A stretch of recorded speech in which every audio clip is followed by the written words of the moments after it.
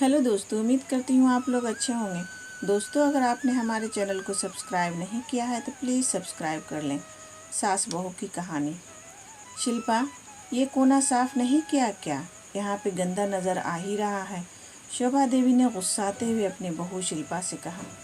शिल्पा हड़बड़ाते हुए बाहर आई और आकर कहा, मैं रोटी बना रही हूँ, रोटी बनाकर साफ कर देती हूँ। शोभा देवी अपने आप भुनभुनाते हुए बोली, पड़ोसी की बहू पूरा घर चमका के रखती है, उनका घर शीशे की तरह चमकता है। शिल्पा बिना कुछ बोले रोटियां बनाने चली गई। दोपहर को शिल्पा के ससुर जी खाना खाने आए।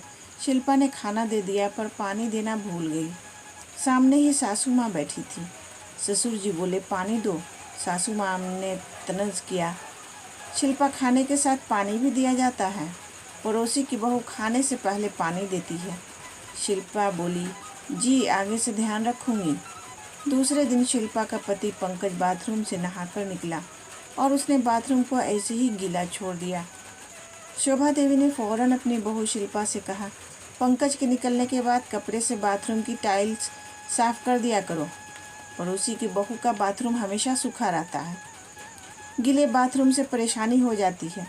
शिल्पा बोली, मम्मी जी, अभी तो पंकज जी का टिफ़िन तैयार कर रही हूँ, इसके बाद साफ कर दूंगी। पंकज के चले जाने के बाद शोभा देवी और शिल्पा बैठ के बातें कर रही थी। तभी बातों बातों में शोभा देवी बोली, मामा जी की बहू पूरे घर का ख्याल रखती है, पूरे घर को उनकी बहू ने संभाल लिया है। मामी आराम से घूमती रहती हैं, उन्हें अपने घर की कोई फिक्र नहीं है। शिल्पा बोली, मीना भाभी की शादी को 15 साल हो गए हैं।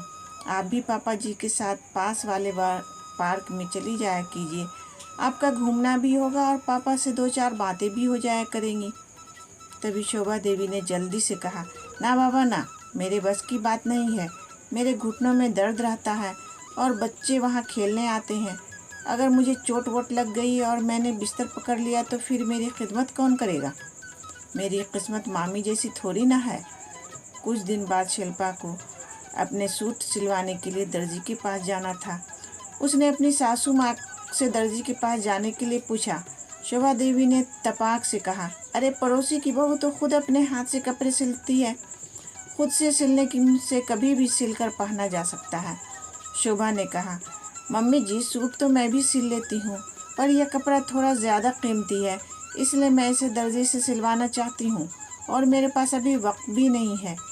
शोभा देवी ने फौरन बात काटते हुए कहा, नहीं, मैं तो बता रही हूँ कि अगर सिलाई आती है तो अपने घर में ही कपड़े सिलकर पहनना चाहिए। शिल्पा चुपचाप सुनकर रह गई। दूसरे दिन शोभा देवी की सहेली घर पर आई। दोनों सहेलियां आपस में खूब हंस हंस कर बातें कर रही थीं और अपने बचपन की बातें, जवानी की यादें और बुढ़ापे के किस्से सुना रही थीं। तभी शिल्पा दोनों के लिए नाश्ता लाई और वहीं पर बैठ गई। शोभा देवी की सहेली ने शिल्पा से पूछा, शिल्पा, तुम्हारी शादी को 6 महीना हो गया है, घर कैसा लग रहा है? अब तो शोभा की जिम्मेदारी कम हो गई होगी। शोभा देवी ने कहा, इससे जितना हो सकता है उतना करती है, मेरी तरफ से भी कोई जिम्मेदारी नहीं है। मैं तो कहती हूँ जितना हो सके उतना करो, वरना छोड़ दो, मैं करने के लिए बैठी हूँ। शिल्पा यह सुनकर अपनी सासू माँ का मुँह देखती रह गई।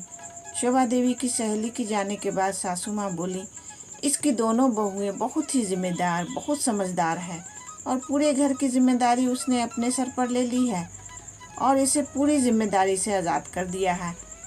आगे करके खाना पानी देती है और देखने में भी बहुत खूबसूरत है, भरे पूरे घर की है, पर घमंड ज़रा सा भी नहीं है। खाना भी खुद बनाती है, कपड़े भी खुद धोती है और सास ससुर को बहुत सम्मान देती है। शिल्पा की अब सहन शक्ति खत्म हो गई थी।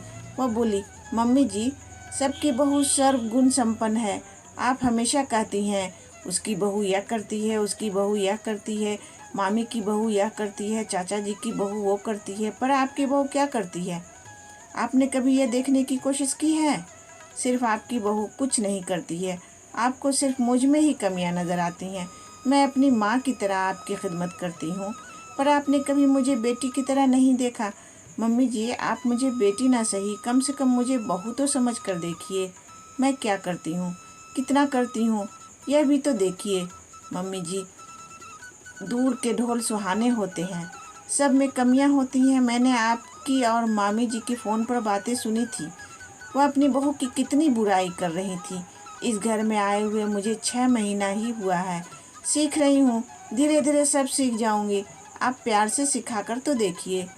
शोभा देवी अवाक होकर सब सुन रही थी।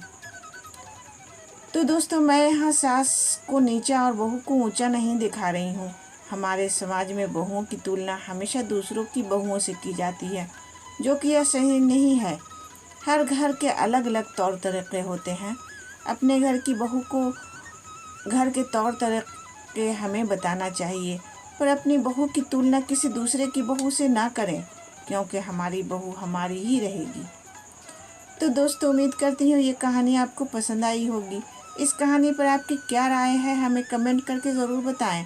कहानी पसंद आई हो तो लाइक और शेयर करना बिल्कुल भी ना भूलें।